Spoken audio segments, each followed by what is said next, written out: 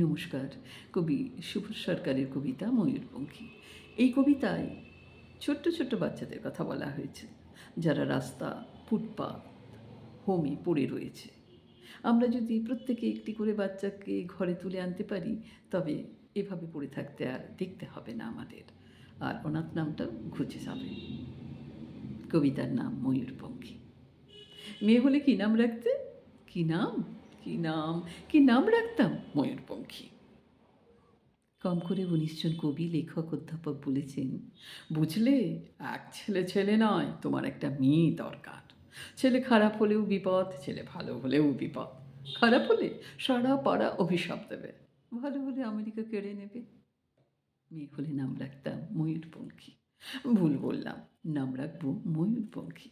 ছোট্ট ছোট্ট পা, ছোট্ট ছোট্ট হাত, টলমল করে এগিয়ে আসছে সে আমার দিকে। ময়ূর, মা, তুই আমাকে ভালোবাসবি তো? ছেড়ে যাবি না তো? অ্যাপ্লাই করেছো? জিজ্ঞেস করলো সমস্যাটা ৩ জন। আমি বললাম, দেখেও এসেছি। যে কোনো দিন টেলিফোন এলেই ছুটে গিয়ে তুলে আনবো ময়ূরপঙ্খীকে। চুমোয় চুমোয় তাকে ভরিয়ে তুলবো। সে তার ৪ বছরের দাদা রোরবাবুর সঙ্গে কাদা হয়ে ঘুমিয়ে থাকবে। অ্যাপ্লাই করেছো? মাত্র ২টি শব্দ, ২টি ধ্বনি, এত তীক্ষ্ণ কখনো লাগেনি। রাত্রে ঘুমের মধ্যে বহুদূর থেকে প্রতিধ্বনি এসে জিজ্ঞেস করলো, অ্যাপ্লাই করেছো? আমার জন্য তুমি অ্যাপ্লাই করেছো? হাওড়া, শিয়ালদা, চৌরঙ্গি, কালীঘাট, শোভাবাজারের ফুটপাত থেকে ছোট্ট ছোট্ট কুচি হাত, হাজার হাজার হাত উঠে এলো ঘুমের ভেতর। আমার জন্য তুমি অ্যাপ্লাই করেছো? বাকি রাত উঠে বসে থাকি।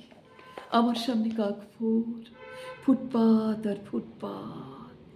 ঘুমিয়ে আছে এক ভারতবর্ষ ময়ূরপঙ্খী। আমরা কি পারি না হোম থেকে, রাস্তা থেকে, ফুটপাত থেকে একটি করে ময়ূরপঙ্খীকে ঘরে তুলে আনতে? পারি নাকি?